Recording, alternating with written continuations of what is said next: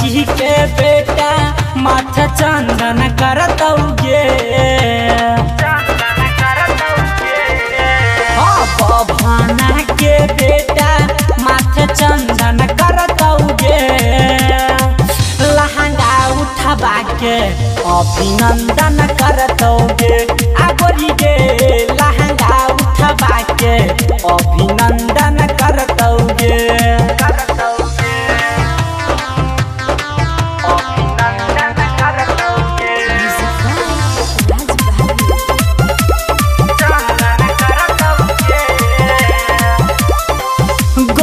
जब के लागे तोहरा चढ़ल जवानी हमारा तू कहिया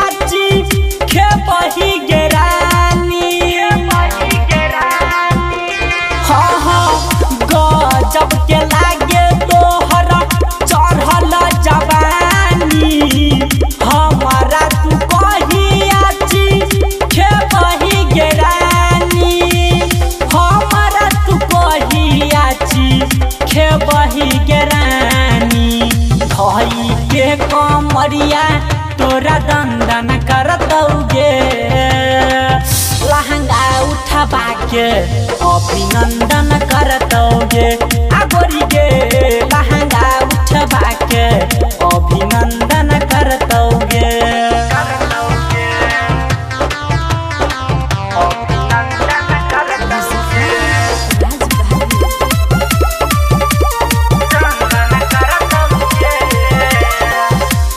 गला से टॉप तोहर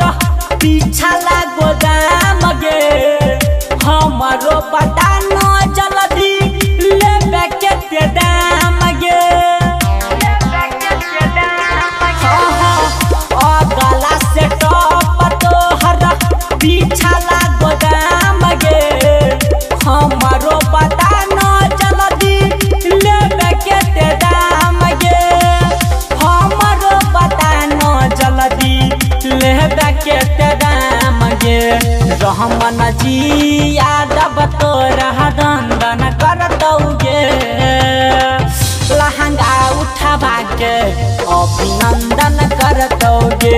आगोरी गे लहंगा उठवा के अभिनंदन करतौगे। Sonia recording studio Delhi.